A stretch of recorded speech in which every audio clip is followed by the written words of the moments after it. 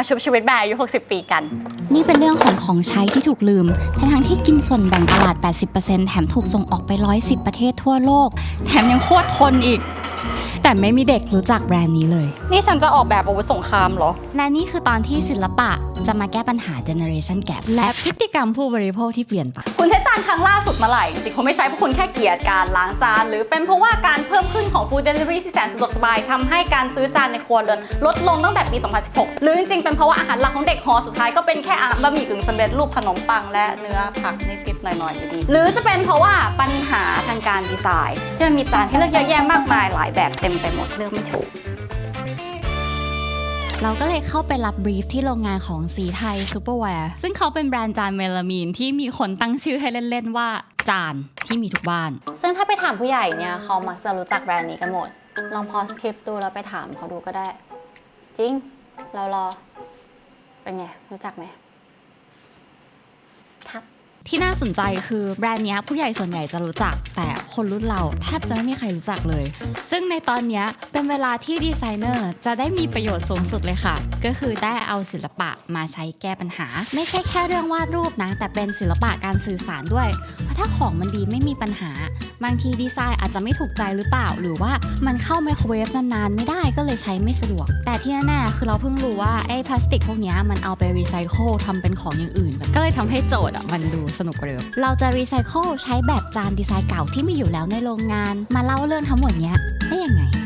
นี่คือจานที่เราเลือกมาออกแบบทั้ง6แบบคือนอกจากมันจะมีรูปทรงและก็พื้นผิวที่หลากหลายเขาบอกข้อดีอีกอย่างหนึ่งก็คือมันแข็งแรงทนทานมากๆจะล้างขีดข่วนยังไงก็ไม่เป็นรอยแล้วก็ถ้าเกิดเผลอทำตกเนี่ย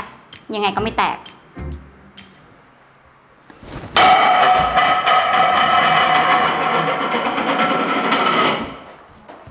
ถ้าแตกขึ้นมานี่คลิปจบเลยนะไม่แตกจริงด้วยอ่ะรออีกอันได้ไหมอ่ะไม่แตกจริงด้วยอ่ะว้าวโอเคซึ่งพอมันไม่แตกแล้วการเคลือบพื้นผิวมันดูเหมือนมันเป็นชามเซรามิกดีๆเลยเนี่ยเราว่ามันเหมาะกับการเป็นจานของเด็กหอค่ะเพราะว่าเด็กหอจะต้องล้างจานด้วยมือแล้วก็มีที่ในการตากจานไม่เยอะบางทีจานมันอาจจะต้องแบบวางซ้อนๆกันแล้วก็อาจจะมีอุบัติเหตุแบบจานตกอะไรอย่างเงี้ยก็เลยคิดว่านี่มันเหมาะกับการทำเป็นจานเซตแรกของเด็กหอเหมือนกันนะเช่พอ target group ของเราเป็นเด็กหอสินค้าแรกที่เราขอเขาออกแบบก็คืออันนี้ค่ะเป็นถ้วยกินซีเรียลมาม่าที่ถ้วยซ้อนกันได้ปิดฝาแล้วก็เดินไปเดินมาเอามานั่งกินบนเตียงได้พอกินเสร็จก็จะเสียทีนี้พอ target group ในใจมันชัดอะว่าเราจะทำจานเพื่อเด็กหอเราก็เลยคิดว่าลายที่น่ารักอะก็เป็นสิ่งที่สำคัญเนอะแล้วถ้าเกิดว่าจานเนี่ยนอกจากจะเป็นแค่ภาชนะใส่อาหารแล้วมันยังเป็นงานศิลปะที่ collectible ได้มันก็น่าจะดีเราก็เลยคิดว่างั้นเราวาดรูปลงในเฟรมจริงๆเลยดีกว่าเราอะอยากให้จานคอลเลกชันเนี่ยมันมีความเป็น collectible มากๆคือเราว่าเราจะใช้ความเป็นศิลปะที่ collectible ได้มาฟื้นให้แบรนด์ดูมีความน่าสนใจสำหรับคนรุ่นใหม่มากขึ้นเพราะว่าเราว่าจริงๆคนรุ่นนี้ชอบสะสมงานศิลปะนะยิ่งถ้าเกิดว่าแบบเป็นงานที่เขารู้สึกว่ามันทำให้บ้านเขาสวยน่ารักเป็นทางงานศิลปะและ decorative ด้วยเนี่ยก็จะยิ่งขายดีแทนที่จะวาดรูปจานลงในกระดาษแบบปกติเนี่ยเราก็เลยวาดลงไปในเฟรมผ้าใบเลยแล้วเดี๋ยวเราจะถ่ายภาพเฟรมผ้าใบนี้เอาไปทำไฟล์ต่อในคอมพอเราได้สิ่งที่ถ่ายรูปมาแล้วเนี่ยเราก็จะเอามาเพ้นท์ต่อให้ดีเทลทุกอย่างมันชัดขึ้นตรงไหนที่รู้สึกว่าสีไม่สดพอก็เพ้นท์เพิ่มซึ่งเราใช้ Procreate Paint แบบปกติเลยแล้วก็ตั้งใจจะทำลายเส้นให้มันดูเหมือนงานสเกจนิดหน่อยแบบไม่เนียบมากจะได้เหมือนแบบเป็นเด็กที่กำลังวาดรูปแบบเล่าความฝันของตัวเองออกมา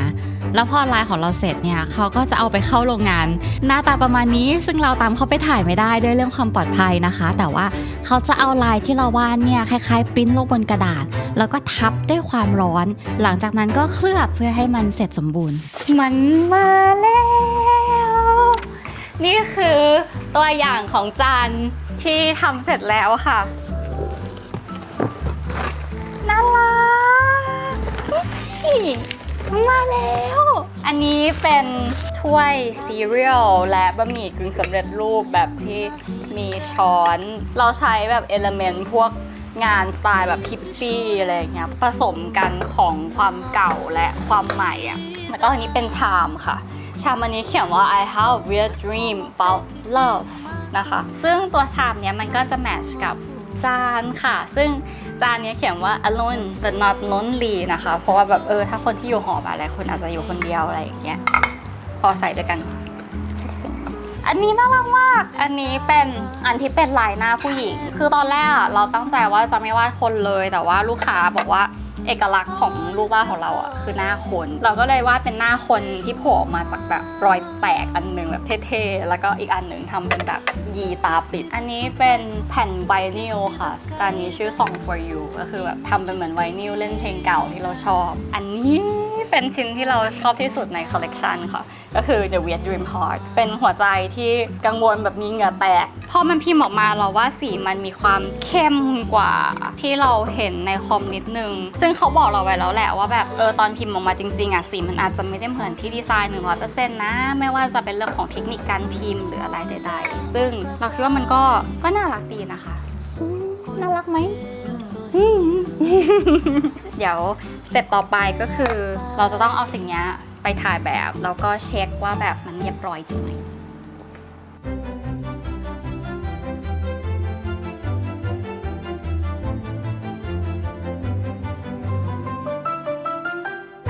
เดี๋ยววันนี้เราจะมาจัดโต๊ะสไตลิ่งเพื่อถ่ายแบบเจ้าจานกันค่ะถ้าเกิดว่าใครจำได้เมื่อตอนช่วงปีที่แล้วเราเคยทำคลิปกับฟู้ดสไตลิสต์คนหนึ่งใช่ไหมเสร็จแล้วเราก็เลยรู้สึกว่าศาสตร์ของการสไตลิ่งสิ่งของต่างๆเพื่อให้มันถ่ายรูปออกมาสวยเนี่ยมันเป็นอะไรที่แบบสุดยอดมากเลยนะครั้งนี้เนี่ยก็เลยจะเป็นครั้งแรกที่เราลองสไตลิ่งถ่ายงานเกี่ยวกับอาหารนะคะซึ่งก็หวังว่าจะทำออกมาได้ดีจริงๆแล้วขั้นตอนทั้งหมดตั้งแต่รับบรีฟสเก็ตช์วาดจะมาถึงรอของแล้วก็ถ่ายแบบเนี่ยมันใช้เวลาหลายเดือนมากเลยเราก็เลยมีเวลามาคิดว่าเมื่อก่อนเรามีความฝันอยากให้งานเราไปอยู่ในมิวเซียมแบบคนมากรีดเยอะๆอย่างเงี้ยแต่ตอนนี้ความฝันเราก็เปลี่ยนไปนิดนึงก็คือเราว่ามันก็น่าปลื้มใจถ้าเกิดว่างานศิลปะเราเป็นของใช้ที่อยู่ในบ้านคนแล้วเขาได้ใช้ทุกวันแล้วก็รู้สึกว่ามันน่ารักแล้วมีประโยชน์จังเลยอะไรอย่างเงี้ยมันรู้สึกว่างานเรามันมีคุณค่าในหลายๆแง่มุมดีและนั่นก็คือคอนเซปต์ของคอลเลกชันนี้แหละเราหวังว่าระหว่างกินข้าวคนอาจจะสังเกตข้อความบางอย่างบนจานแล้วก็แชร์ความฝันให้กันฟังระหว่างมื้ออาหารเย้เสร็จแล้วรู้สึกว่ามันน่ารักมากเลยแบบน่ารักกว่าที่คิดอะคือพอเป็นคนออกแบบอะเวลาเราเห็นงานตัวเองมันจะมีความรู้สึกแบบหรือว่าอะไรยังแก้ได้อีกวะอะไรอย่างเงี้ยตลอดเวลาเหมือนไม่ได้รู้สึกสบายใจกับงานตัวเองสักทีอะไรอย่างเงี้ยจนแม้กระทั่งตอนที่แบบเปิดกล่องไปรษณีย์มาเห็นงานที่เสร็จแล้วก็ยังคิดอยู่ในหัวตลอดเวลาว่าหรือว่าทำไมตรงนี้เราไม่ทำอย่างนี้แต่แบบเมื่อกี้พอจัดเรียงมันแล้วก็รู้สึกว่ามันก็น่ารักในฐานะเครื่องใช้กินอาหารเนาะมีความน่ารักในแบบของตัวเองซึ่งจานเมลามินชุดนี้นะคะเปิดให้ pre-order ผ่านเว็บไซต์ sithaionline.com ระหว่างวันที่30 มกราคมจนถึง12 กุมภาพันธ์ 66ค่ะราคาชุดละ 1,450 บาทแล้วก็ได้รับชุดแก้วน้ำสแต็กมูลค่า550 บาทฟรีด้วยและสำหรับ100คนแรกที่ลงทะเบียนรับสินค้าด้วยตัวเองปั่นจะไปมอบสินค้าให้ด้วยตัวเองนะคะสำหรับวันเวลาและสถานที่เนี่ยก็จะแจ้งในอนาคตค่ะสำหรับคลิปนี้ก็ไปกันแล้วไว้เจอกันในคลิปหน้าค่ะ